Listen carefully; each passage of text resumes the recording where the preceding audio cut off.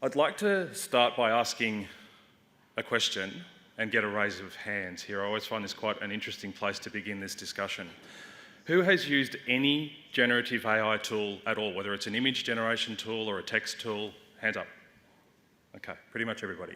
Who spent more than an hour using one of these tools, or several of these tools? More than 10? More than 100?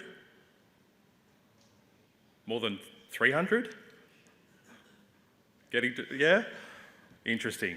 Okay, so that's a pattern that I've seen replicated in a lot of different places where there's a lot of people who have spent, say, an hour to 10 hours using these things, and then a handful of people who have spent sort of 100 or more. I'm probably in about the 100-hour range myself.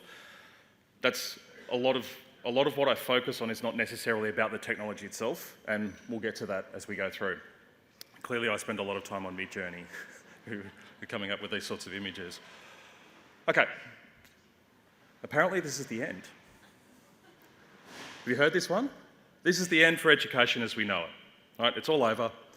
Not sure what we're doing here. We should all go out and get other jobs somewhere else. You've heard this one? All right. Here's an example from earlier this year. Very famous Professor Stuart Russell from the University of California came out and said, "It is the end of schools as we know them." Right? Everything that we understand about how schooling works will no longer exist. AI is going to change it all. He then went on to talk about how we're all going to get killed by nuclear war and environmental disaster. Certainly not something I would encourage you to read if you're looking for something uplifting in all of this. At the same time, we also have examples like this. Bill Gates, you might have heard of him. He's been around for a while, done a few things, set up this company you might have heard of, Microsoft. And he, again, a few months ago, talked about how this is a new era. You know, this is the age of AI. It's here, and it's going to have huge implications across all sorts of industries, including for education, where he went on to say the big benefit of this is that we can use these tools to cater for individuals' learning styles. The only problem with this is that we debunked the idea of learning styles over a decade ago. Whoops. So if you're playing at home later on, the idea that we should be catering what we do for visual learners or auditory learners, kinesthetic learners, it doesn't really seem to work like that. We've done a lot of research on this. What matters is how the different sensory modalities work together, right, rather than how we're catering for one or the other. And happy to have a debate about that later on. We've done quite a lot of work in that area. But I think this points to one of the problems that we've got. And we saw similar stories coming out of places like Facebook where they completely misunderstood what the idea of personalised learning was. Yet, and this is something that Rose Luckin talked about yesterday, this is some of the kind of dominant conversation that is going on out there about where AI is going to impact education and what the future might look like for us. Some of it is based on stuff that is just nonsense. Sorry if there's anybody from Microsoft here, but it's nonsense. Okay. Having said all of that, obviously the two people I've just referred to here are titans. Right? Stuart Russell literally wrote the authoritative textbook on artificial intelligence. Right? I could never even come close to doing that. I can barely program anything to say hello world. I'm not a technical expert here. Right? They are technical experts. I know people are saying that they're experts in AI all over the place. We're interested in my group in different elements of this. We work around educational technologies, but we're particularly interested in the human component. What does this mean for humans and what does it mean for human learning? So don't ask me how to create a large language model. I don't know. But what I do at least hope I have some idea about is what the implications of those large language models are for how we teach, how we learn, and how we assess. And for the next little while, that's what I'm going to try and focus on with you, and to see the journey that we've been on this year in trying to understand where we are and where we need to go. I am going to talk a little bit about the Australian context because a lot of the work that I've been doing has been deeply embedded within the particular kind of policy and practice environment that we have in Australia. But in doing so, what I'll try to do is unpack through that what some of the core ideas are that we think apply across all levels of education and what might be relevant around the world. So not much technical stuff here, but I think, again, following on from some of Rose's comments yesterday, there are some worrying signs, I think, in terms of where this is headed. And if you start to give AI some ideas about what the future might look like, sometimes it will produce images like this. these post-apocalyptic type scenarios where computers have taken over, and we've all seen these movies, right? So how do we make sure that's not where we end up? And that's what I want to try and walk you through in the next bit of time that we've got here. To me, it sort of feels like we had an initial rush of activity at the beginning of the year where we were all sort of panicking, and I'm going to talk a little bit more about specifically what that looked like in a minute. But we had this sort of moment where I think a lot of people are saying there are some worrying signs about where this is headed, and we probably need to think about what we might be doing at this point and how we might get to where we would like to be in the future. Fans of disaster movies here? Right? It's the part of the disaster movie where the scientists are saying, we've got a problem here, right? We've got a problem here. So I'll point to a screen while I'm doing that. So let's start from the beginning. If we remember back to the beginning of the year, right, there was a lot of talk about cheating. Remember this? Right? This was the big thing. And to an extent, that hasn't gone away. In fact, for a lot of reasons that I'll unpack for you, I think it's perhaps gotten worse, right? The issue around cheating. But I want to open that conversation up a little bit further to talk about academic integrity and then about integrity and what it means more broadly for education. All right, so I want to broaden that conversation for us. It's not just about cheating. We need to think beyond that. However, it is still an issue, it is still a risk. So remember this, right? Schools declare war. Apparently it's a war against ChatGPT. I don't know if you're aware of this, but it's very kind of apocalyptic sounding approaches to it. We have war against cheating, which led in a lot of jurisdictions, including in most of the states in Australia and in many parts of the world, we're going to ban this thing, right? We're going to ban it. Students are not going to use it, right? I think we all know how that ended up. Very hard to police that, and I'll talk about that a bit more in a minute. But I think that this is probably a very blunt approach to what we're starting to understand is a very complicated situation that we're dealing with here, right? As it stands, there are many parts of the world, in Australia and elsewhere, where the bans are still in place. Right? So we still have this as a very blunt approach for dealing with what we now have in front of us. We need to move beyond that, but in order to do so, we need to think about both the acute problem, which is the one that we identified right at the, a year ago, right at the beginning of this year, of using these tools potentially to cheat, but we also need to think about the chronic problem, and that is we need to rethink what it means to learn. What is it that students need to know to work in a world where they're going to have access to AI, where AI is deeply embedded within many of the things that we do, right? Including in many of the careers that they're going to go into. There are lots of examples out there, and there are lots of really stark examples of how this is changing very rapidly. So one example that I often come back to is architecture. Now, anybody familiar with architecture, things have rapidly changed within the space of about 2 years, right? Not that long ago, there was some AutoCAD and there was some technology use in the design of various buildings and other architectural elements.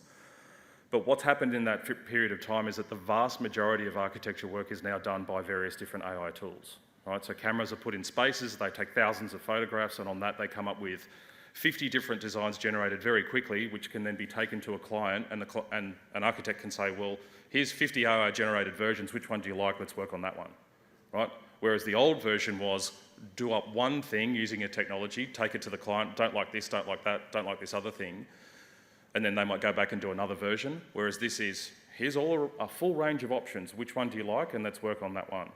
It's completely changed the dynamic of what it means to be an architect, and that's just one example. Right, so we need to move beyond this very blunt approach to this to a much more nuanced way of understanding what does it mean to be in a world where these tools are now available to us as teachers, to students, and to the professionals and other kind of work areas that students are likely to go into in the future. Right, so these are important considerations, and a blanket ban is not going to get us there. So let's talk a little bit about integrity. And in doing so, I want to move, as I said, beyond this idea that this is just about cheating. Right? When we talk about notions of academic integrity, it often comes back to what is the integrity of that student that I have in front of me? Right? Have they cheated or have they not cheated? Right? And for many of us, those are questions that we've had to grapple with this year. In fact, in one of my jobs, I had an email this morning. These 2 students have cheated, and we need to do the following things. We need to follow this up, we need to find out what happened, and so on and so on. right? So the focus on that is really about the students' integrity, have they cheated or not. But when you look this up, and I did this just to check, when you look this up in the dictionary, when we talk about integrity, it's not just about cheating, but it's about something that is whole and undiminished. And I want to come back to this idea of whole and undiminished because it's not just about the student, but it's about what we offer as educational institutions. Right? Can we stand hand on heart and say that what we are doing is whole and undiminished? Right? I'm a psychological scientist by trade, so I'm going to try and break this down for you into manageable pieces so that we can really think through whether we are able to say that what we are offering is whole and undiminished. So here's our student. As I said, I'm a psychological scientist, so clearly we can see the brain there. We've got no problem here. We can peer into their brain and everything is fine. So that's where the emphasis of a lot of our efforts have been this year. Is this student cheating or not cheating? Right? Now, a lot of the initial worry here was that a student would take an assigned task. Right? I give my students a task to do. I have 200 students a year, so I still do quite a lot of teaching. I'm worried that I might assign something to my students. They take that, they put it into ChatGPT or another generative AI tool. It spits out an output. They submit it. Voila. Right? It's become much more complicated than that. Right? Obviously, these tools can be used for a range of different reasons. Right? But for us as educators, our job is to try and understand how a student gets from where they are to where they're able to produce an artefact of some description. And what I mean by an artefact could be an essay or a lab report, an exam, right? All sorts of things that we ask students to produce. Right? Now, they've gone on a journey to get there, right? And often that journey gets forgotten. Right? Learning is a developmental process that happens over time. Yet, when we're teachers, the best that we can do is look at what the student has produced and on the basis of that, make a guess about where they're at in their learning. Does that sound fair? Now, that's not the only way to assess, of course, but often that's the way that we do it. Right? I ask my students to do a critical review. I ask my students to produce a lesson plan and tell me why they've produced it that way. Right? So what I'm doing is I'm using that submission to try and guess what's going on in their heads. Right? Anybody see the problem here? Right? Once we change the dynamic here, we get generative AI in the mix. Right? Student uses generative AI in whatever way to help produce an artefact of some description. I might think that I'm making some sort of inference about what's going on with the student, but what I'm really doing is making an inference about what generative AI can do. Right? Now, the problem with that is that any inference I might make about the student is no longer valid. Do you think that's fair? Right? Let's unpack this a little bit more because I think this is an important point. I'm not saying here that all of my students are cheating, not by any stretch of the imagination. Right? Most students, I think, I can speak for my students in particular, most of my students want to learn. They've made sacrifices to be there, they're choosing to be there, they want to do a good job, they realise what the importance is of learning. Right? Many students are like that. Right? We can't assume that they're all going to go and use generative AI. However, based on the system that we currently have, where we use various artefacts, like an essay or a critical review or a report or whatever it might be, when we're using that to make an inference about what's happening with our students, we can't police whether or not they've used some other technology to do that, and I'm going to talk more about the policing approach in a minute. But what it means is that, unfortunately, the question exists about every one of our students. Right? We aren't sure. We just cannot be sure whether or not generative AI has played a role in what they've produced or how much of a role it has played. Right? Did it produce the entire thing or not? Did they just use it to help come up with ideas or not? We don't know. And because we don't know, it means we're in a bit of a bind. Right? Not all our students want to cheat, but because some of them can, and we have no way to be able to detect that reliably, we're in a situation where we kind of have to assume that any of them could be cheating and therefore all of them could be cheating. It's a difficult scenario that I think we find ourselves in.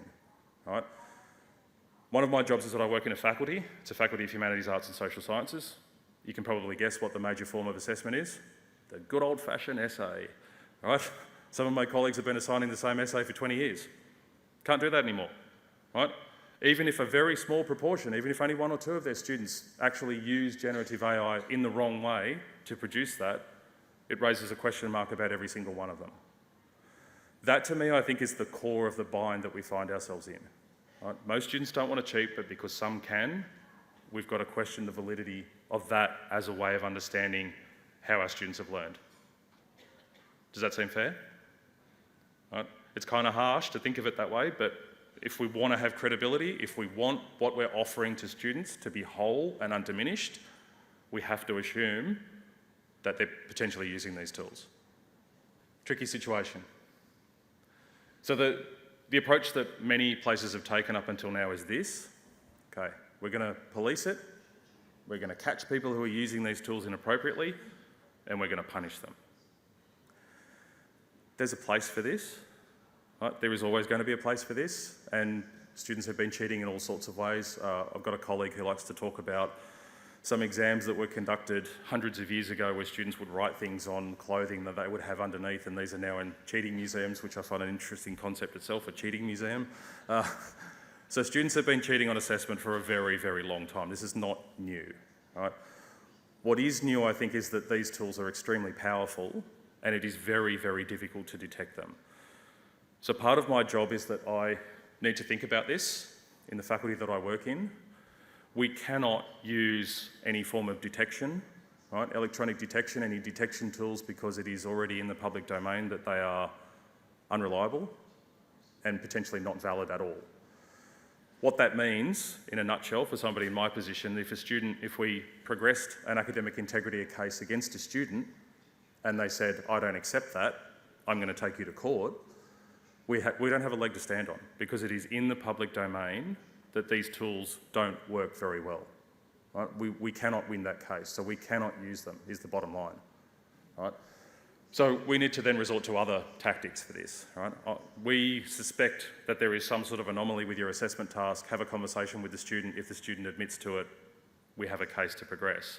If the student doesn't admit to it, and 1 in 100 people are psychopaths, so they won't admit to it, we don't have anything to follow on with. Right?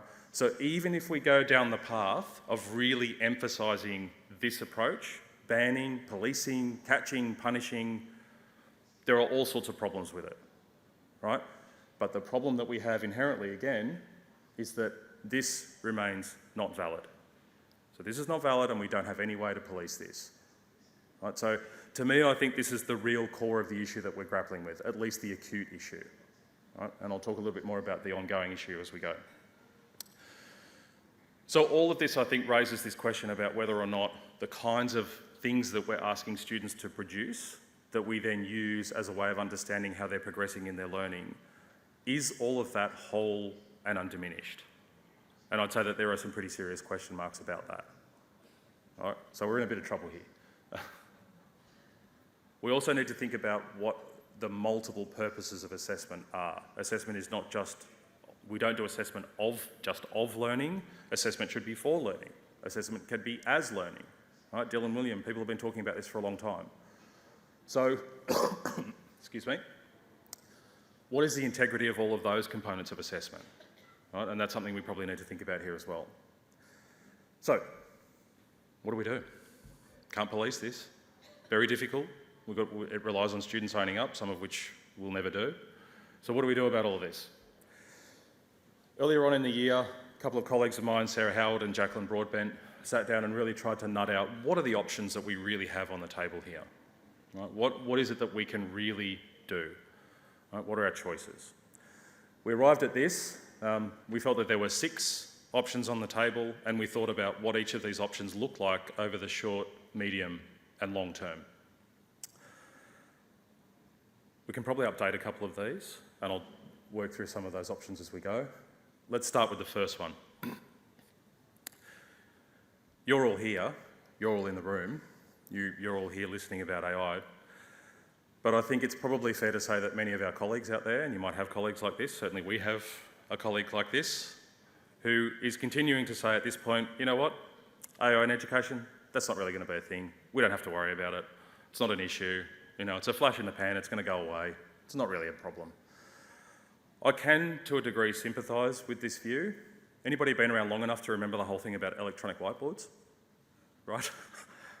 Game changer. It was going to be the most amazing thing ever. We're going to put an electronic whiteboard in every classroom. It was going to be the thing that changed education forever. I don't know what it's like at your institution, but you don't need to go very far in my institution to find one in a corner somewhere that's collecting dust and hasn't been used for about 10 years. Right? Tablet computers, same thing, right? It was going to change education forever. They have their use, but you can sort of see why people who have been around for a little while might be a little bit cynical about this idea that a new tool is going to come along and change everything. To me, what I think is different about this time is that generative AI fundamentally changes the relationship that we have with machines, and particularly with machines in relation to knowledge, right? The way in which we interact with these things creates a different dynamic that I'm going to unpack for you in a little bit. So the idea that we can ignore this doesn't seem viable to me, right? I think that this is something that's fundamentally different that we need to take seriously. So some people might be able to get away with it in the short term, but in the medium to long term, no way. We've talked a little bit about the ban. The ban was already very problematic. It's risky now. I think we've moved into the risky territory. And in the long term, I don't see this as something that's going to be viable, right? And I think that's probably the way that most jurisdictions that implemented blanket bans have gone. There are still some holdouts, as I said, but most have kind of moved on with that. I'm going to come back to invigilation in a second because I think it has a place. I'm also going to talk about embracing these technologies, which I think inevitably we're going to need to do. The example of architecture, I think, gives you one symptom of that. Design around. Now, this was what a lot of people were talking about back in January and February. You might remember this. Right? There are weaknesses in the data. Right? This idea of a stochastic parrot. Anybody heard this? Right? Large language models just parrot back stuff that's on the internet, most of which is rubbish. So when I put in some of my assessment tasks at the beginning of the year that I assigned to my students, what it came back with was nonsense, mostly, and that would not have passed. However, as we've gone from GPT 3.5 to GPT 4, it is now producing passable work, right? So what I mean by design around there is limitations of the data, right? Are there limitations of the data that mean that what is produced out of a large language model, right, is largely nonsense that's not going to pass? And less that's the case. So to us, that seems like something that in the medium to long term is also not going to be viable. I want to separate here weaknesses in the data from things that machines can and can't do, which we're going to come back to shortly. So the last one there, I think, is rethinking. Right? There are a number of elements and ways that we think about assessment that we probably need to change, right? And that's one of the major directions that we've taken. So here are our three options that I think remain on the table. Right? We invigilate, we embrace, or we rethink, or we do a combination thereof. Right? Where we are now, some months after we produced that initial framework, I think that still holds to a large extent. In fact, there is probably some more urgency, particularly on embracing this. What do we mean by invigilate? So, pen and paper exams. Right? Anybody do those in their institution? Done them for a long time? We'll continue to probably do them for a long time. I think that there will be a place and a time for when we need to know for certain that students have learned what we needed them to learn. Right? There will still be a place for this kind of scenario. Hopefully it will look a little bit less dystopian than that one does. We're going to do exams in the matrix, but there will probably continue to be a place for that type of assessment. Right? There are just times that we really absolutely need to know that the student has learned what they need to learn. Right? For us, in a higher education context, that could be pretty high stakes. We don't want engineers out there who don't know how to build bridges, surgeons out there who don't know how to perform surgery properly, and so on. Right? We really need to make sure that that is not a problem. So I think that that is a fairly consistent element in all of this. We have done that for a long time, we still do it, and we will continue to do it into the future. Is that the entire solution to all of this?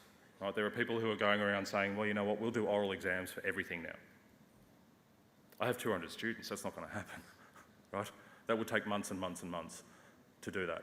Now, in other circumstances in schools where you don't have as many students in a group, perhaps that's viable, and that's certainly an option.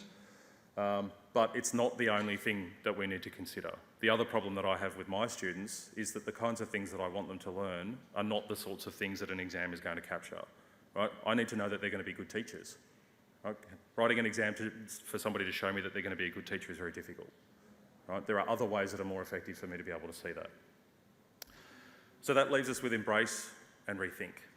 As I said, I think we're starting to move to a situation, and this is the case in Australia, although we're running a little bit behind, I think, some parts of the world, where we've finally got to the point where there is general agreement that we need to get on with it. We have a national framework for generative AI in schools. It focuses a lot on privacy, equity, transparency, and rightly so. You know, if we're going to use these tools, we need to make sure that they're being used appropriately. There is also a major national parliamentary inquiry into this. The bottom line with all of this is that I think there is now an idea that we need to kind of get on with this. Right? So embracing it is sort of the direction that I think in many jurisdictions and many parts of the world we're now finding ourselves in. These things are here. Right? The floodgates are open now. There's no going back. So we need to think about what this really means and how we adapt. Right? And again, you know, this is something that in the Australian context we've pretty much been told, get on with it. Right? So next year we need to get on with it. The other thing I think that says very loudly that we probably need to get on with it is that large language models and generative AI are increasingly built into the day-to-day productivity tools that we use, that students use, and that people use in the world of work. So there's no getting away from this stuff. Right? It's all, if you've got certain versions of Word or PowerPoint or others, you already have access to these things within the productivity tools themselves. So again, there's no way of getting away with this. Right? Good luck banning that. So the last one then is rethink. This is where we've spent a lot of our effort this year and a lot of the work that I've been involved in. I'm going to talk about this document here. Now, this was commissioned by the Tertiary Education Quality and Standards Agency. However, that work is also informing the way that we're approaching assessment across the different states of Australia. So, for example, the Queensland Curriculum and Assessment Authority, who looks after schooling in Queensland, is using this as a basis for the way that they're thinking about assessment as well. Right? So I understand that there aren't likely to be a lot of people here who are in the tertiary setting, but this work is also providing a foundation for the sorts of things that we're thinking about, particularly in secondary schooling, right, in Australia. What happened and the process that we went through to do this work is that TEXA funded us to bring together some of Australia's leading experts in assessment, academic integrity, education, and then a token psych scientist who works in educational psychology. We spent 2 days as a group trying to think about what is it that we really need to do here to move forward. Now, there were 2 things that we agreed on at the beginning. The first one, which relates to the second part of the image that I've got up here, is that good assessment design is good assessment design.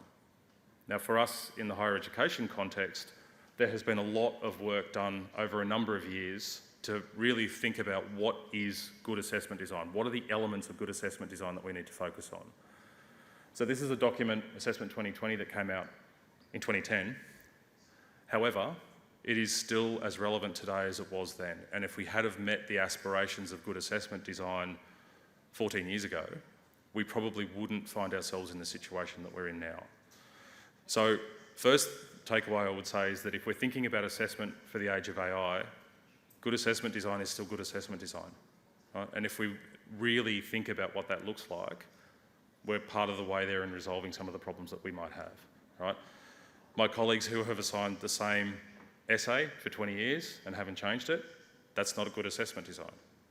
Right? First thing. Second thing is, we were never going to be able to provide a map of where this is all headed. Right?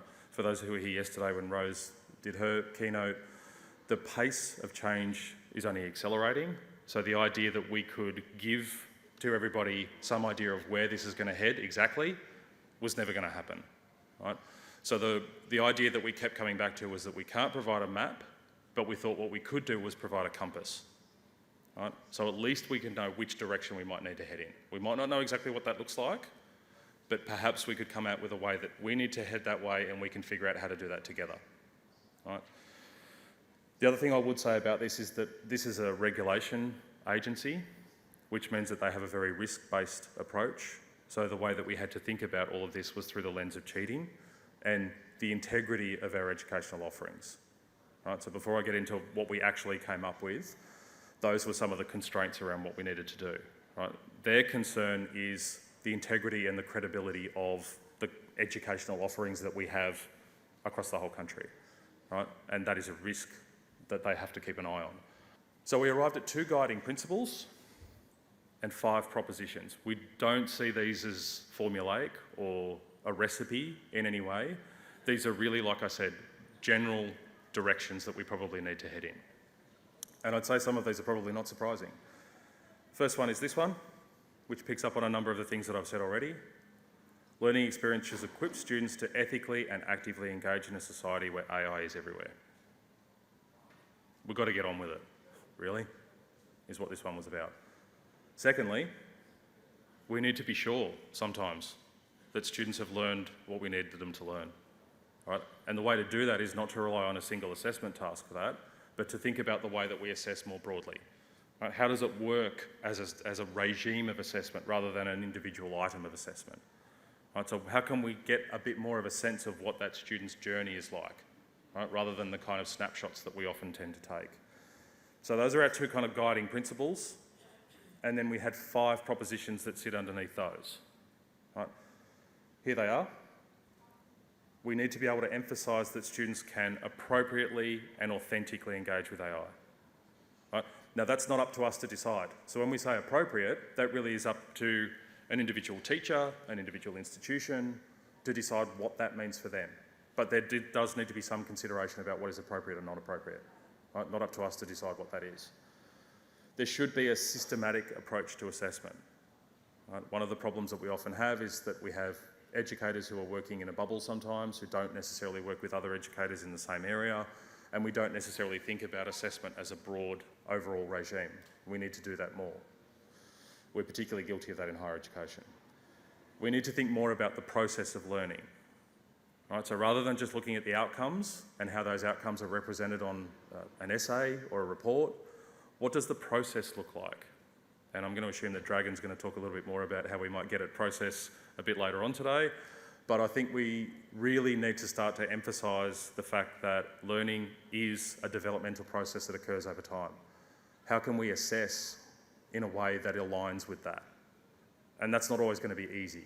Right? Often that's going to be difficult. We need to think about how students work with AI and with each other. Right? So what we're seeing from some of the data that we're collecting is that this idea that one student works with one AI, gets an output from AI, and works back and forward to make that output better, undersells how complex the situation really is. Right? They're using multiple tools, and often it's multiple students using multiple tools, and they work with each other to understand what those tools are getting out. It's a very complex scenario that's emerging. So we felt that it was important here to say that it's not just about students working with AI, but how are they working with AI and working with each other? Right? What does that kind of complex network of interactions look like, and how do we make sure that we're aware of that and keeping an eye on it? And then lastly there, we absolutely must be sure at certain times, like I said, that students have actually done the work, right? Which again speaks to integrity. Right? If we're going to hand out a piece of paper at the end of an educational journey that a student has been on, at whatever level it is, are we satisfied, are we certain that that student has done what we wanted them to do through that journey? Right? There are points where we must make sure that that happens. So the idea of security is really what this comes down to. Can we be sure that we have a secure form of assessment where we can be as certain as we can be that the student has done the work, right, that we need them to do? So that's where we arrived with those. Again, like I said, they're not meant to be prescriptive, but the idea is to help give a sense of where we need to travel. How we do that is something that we probably need to work on together. And that means researchers, educators, educational leaders, policymakers. This is not the kind of thing where I think anybody, has a singular view or one way to be able to resolve all of this. It's a complex problem. All right, so a lot of the conversation, like I said, is about this problem of cheating. Right? We've tended to spend a lot of time focusing on that. The other side of this, I think, and this is the chronic part of the problem, is that we also need to think about what the learning experiences look like. So a lot of the work that we're thinking about doing in my group, and some of the collaborations that Dragon and I are involved in, are about thinking about what does learning look like for the age of AI. That is the ongoing problem that we're going to grapple with in the years ahead. Right? Some parts of the assessment side of things I think we may be able to resolve. It's not going to be easy, but I think there are a bigger set of aligned questions about what does it mean to learn in the age of AI? What's important to learn? How do we learn? How do we help students to learn? Right? Because some of the dynamics here are going to change. Right? And that also goes back to my favourite of the 5 propositions, which is we really need to focus on the process of learning here. Right? We need to do that more.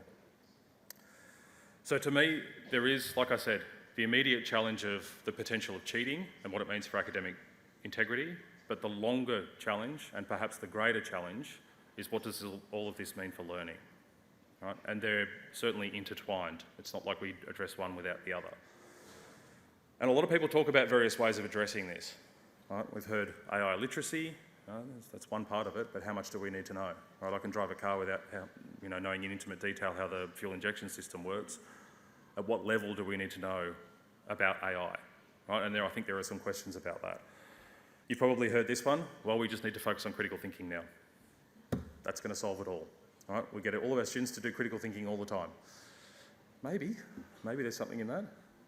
Self-regulated learning, which is what I'm going to come back to because I think that is important in all of this as well. So the integrity and the integration of the curriculum is important here, and that really means we've got to think about the learning piece in all of this.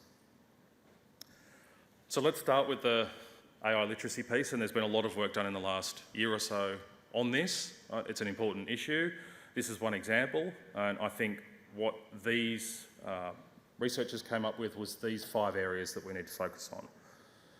Enabling AI, knowing and understanding AI, using and applying AI, evaluating and creating AI, and AI ethics. Now, it's hard to argue that these things are not important. I think that there are some questions about, can we do these as a general transferable thing? Do they need to be done within a particular subject area?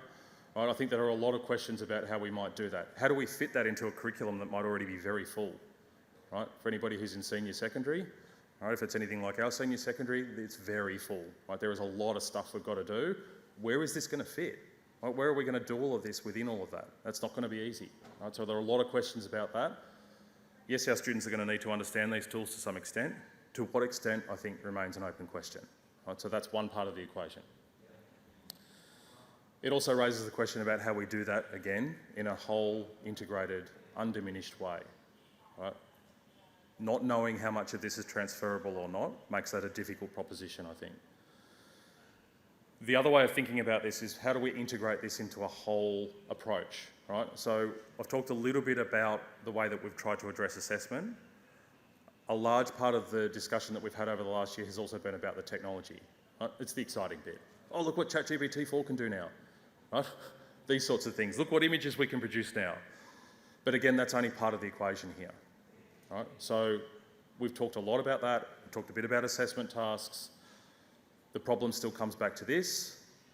But what we really probably need to do is to think about this as a whole system, and then what does that mean for learning? Right? So coming back to where we just were in terms of AI literacy, it's sort of trying to plug one piece into all of this, but we need to think about how that fits into the whole setup here. Right? This is the bit that I work on. This is the bit that I work on with my team. We're trying to understand what a learning trajectory looks like. Right? So we focus on the learning. So it's probably not a surprise that I'm saying we need to focus on learning. That's what we do. But we're also interested in what that learning looks like when students and machines of various kinds or other types of technologies are interacting. Right? So that's the bit that we work on. And there are a few things that I think we've tried to unpack this year to make a bit more sense of what that learning is increasingly looking like. You've probably heard this one at various points during the year. This is just like when the calculator was introduced. Right? Heard this one? Yeah? Right? Maths education didn't die. It went on, it was fine. We integrated it in there. I'm not sure it's that simple, right? And I'll unpack that a bit more in a minute, what I mean by that.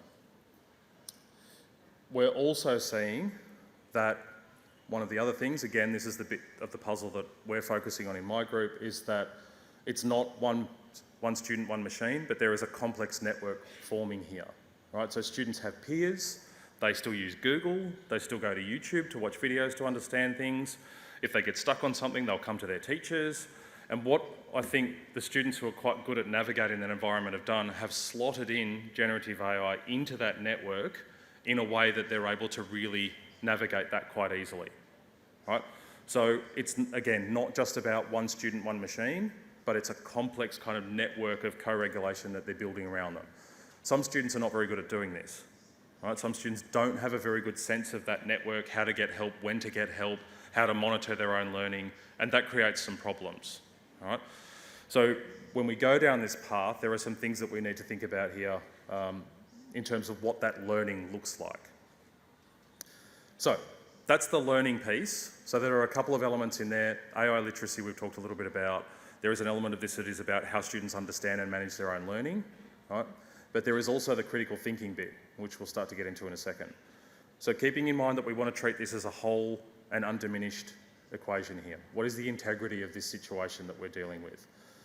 Well, some people are just making this argument. This was the front page of the West Australian, Jacques' favourite news outlet.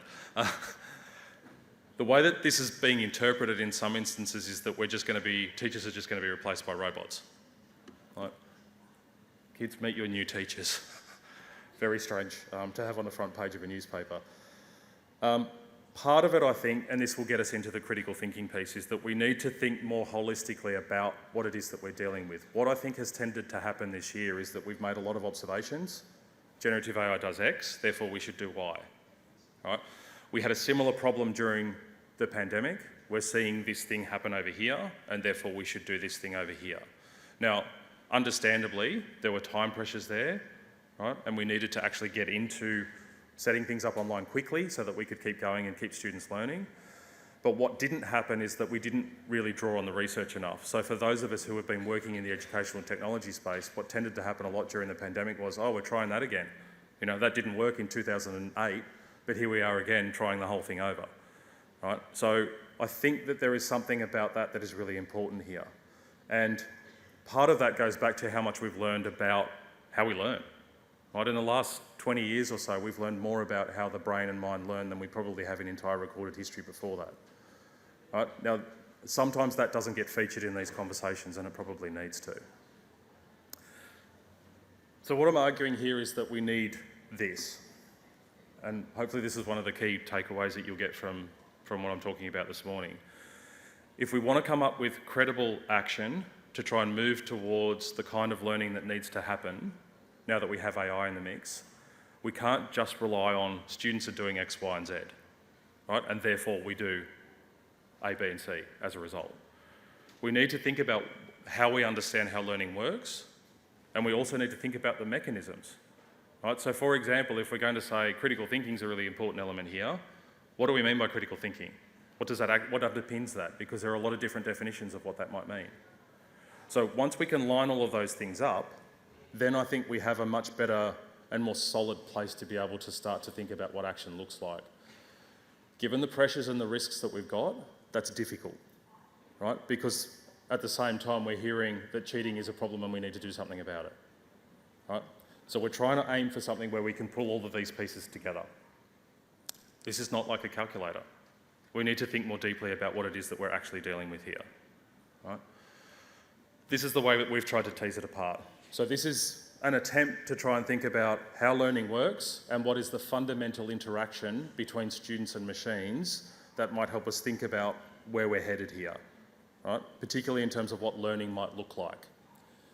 Let me start with cognitive offloading there. So we can either offload to a device, and again, those who saw Rose yesterday, she talked about that a bit, right? And often when we think about offloading, so we've got a guy in Australia called Toby Walsh, who's an AI technical person, and he says, and I tend to agree with this, is that we tend to offload things that are difficult, dirty, dreary, or drudgery, because they're boring, or dangerous. Right? Hopefully we don't have too many dangerous things going on in schools. But we will tend to offload things that we don't want to do. Right? Calculator's a good example. Too hard, difficult, just get the calculator to do it. I don't want to do long division. I'm not going to spend my time doing that. So that's a version of offloading. So I'm thinking about the individual here. Now, extending, right, all got these? For anybody who's been around long enough, remember when you were a kid and you used to have to remember everybody's phone number? Right? Remember that? I barely remember my own phone number now. That's not a different kind of task that we're offloading. What I'm doing by using this is I'm extending my memory capabilities. Right? There is a subtle distinction between those two. Right? One, I'm just giving it to a device to do. This one, I'm using the device to extend what I can do. Right? The distinction's important between those two things. Now, if we think about generative AI, not just as a tool, but more as a collaborator, right? Now we can have arguments about whether it has agency or not later, and think about what it means across those two dimensions. If we're offloading, are we offloading to the point where it's going to help us to understand our own learning? Now one of the things that I unfortunately have to do at the moment is write up a portfolio thing. I've got a portfolio assessment thing to do. Anybody aware of the Higher Education Academy? Heard of the higher education, right? So you have to write this portfolio, which is not the kind of writing that I do. I'm asking it to help me to do that, right? So this is not a situation where I'm giving it some prompt and it's giving me an output. What I told it to do is I said, I need you to help me to do this task. And it prompted me, right, through that task. Now that's not like a calculator. Right? It's not as though I've just given it something and it's giving an output. I've asked it to prompt me instead. So that's what I mean about an individual where I'm kind of offloading some of that work of managing that myself, because I find writing a portfolio fairly tedious. Right? But it's helping me to do it by prompting me. Now, where we can head with this is if we think about what that is in terms of a collaboration that extends, then we start to think about glimpses where we might get a hybrid intelligence. And what I mean by that is that humans and machines working together can do more than either could do on their own. Let me give you an example, right? And some of you might have heard of this. There is some work going on at the moment that is developing a machine that will smell cancer. Right? So for a long time, people who have cancer release certain molecules into the air. Apparently cats can smell them or something. Right? I heard this story. So they're building a machine that will be able to detect those molecules. Right? Great, that's fantastic. Here's the problem. Do you want to be told by a machine that you've got cancer? No. Right? So we put that together with a physician who can actually do the human part of that equation, and then we don't need to put people in machines that are quite invasive. We don't need to cut them open. We can use this to detect the molecules, but then you have a human intervene and have the conversation about somebody to say, look, I'm really sorry, but we've got some information that suggests the following. So by doing that, you've got something that progresses medicine beyond what either a human or machine could do alone. Right? Because we don't want machines telling us that we've got cancer. That would be horrible. So that is a way that we thought might be useful to kind of map out what kind of learning do we need to think about, particularly as we head towards something where we've got humans and machines working together to produce something beyond what either could do on their own. Right? Interesting proposition. Inge Molenaar in the Netherlands has also been talking about this, and I think this also comes back to some of the problems that we currently have now. Where are we prepared to accept that a student has used the machine or not? So I think we would say, as we have always, student, all human, does the work, tick, we're happy with that. Right? And under some circumstances, as I said, we want to set up a scenario where we're certain that that's happening. At the other end, right, student gets AI to do all the work for them. I think we'd probably be pretty safe to say that we're not happy with that. There are some people who have been talking recently about how we may end up in a situation where there is so much of the work being done by AI that us as teachers just spend our time looking at nonsense that a machine's produced and actually have no sense of what students are doing whatsoever. Right? Then we start doing AI marking and then it just becomes machines talking to machines and nobody's actually getting anything out of it. So that, I think, at this point, we're going to clearly say that's probably not where we want to be. But where are we prepared to say that it's okay? Right? Is it okay if it's mostly human? We'd probably be okay with that. Maybe we're not okay with it being mostly machine. Are we happy if it's about half and half? Right? And how do we communicate that to students in a way that makes sense to them? Again, I think the core here is to understand what those dynamics are across that spectrum, how that influences the learning process so that we can then go back to the students and say, this is an appropriate use, this is not an appropriate use. But fundamentally, I think what we're drawing on here is the idea that we actually need to understand how the learning process is playing across that spectrum. All right, so to pull all this back together, I think we are dealing with an acute issue, which is about cheating, and we've got some ideas about how we might move forward with that. But I think that that is a journey that we probably all need to go on together. It's not as though we could ever produce a formula or a recipe to be able to say, this is the way that we can address this.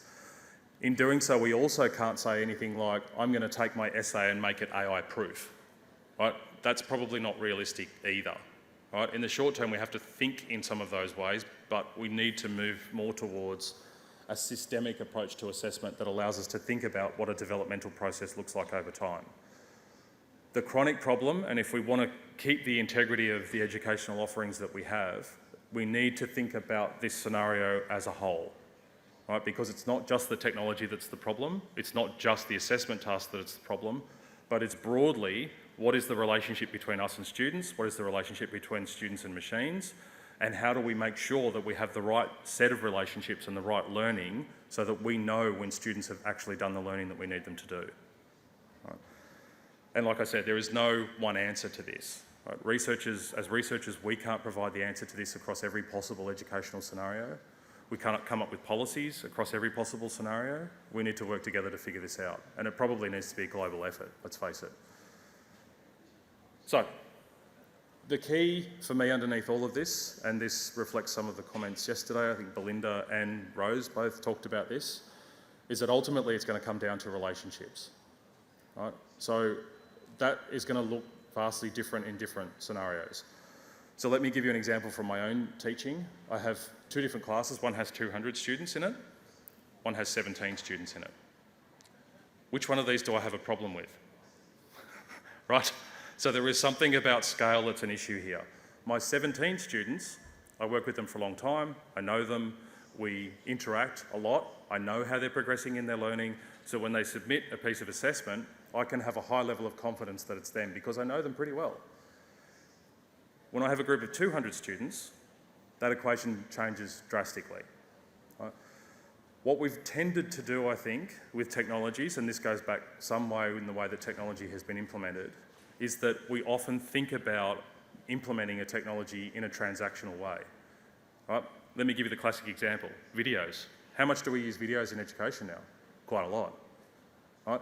But what is a video? It's essentially a broadcast. Right? It's a transaction. Student logs on, gets stuff out of video, log off, go away. Right? It doesn't help to facilitate any sort of relationship.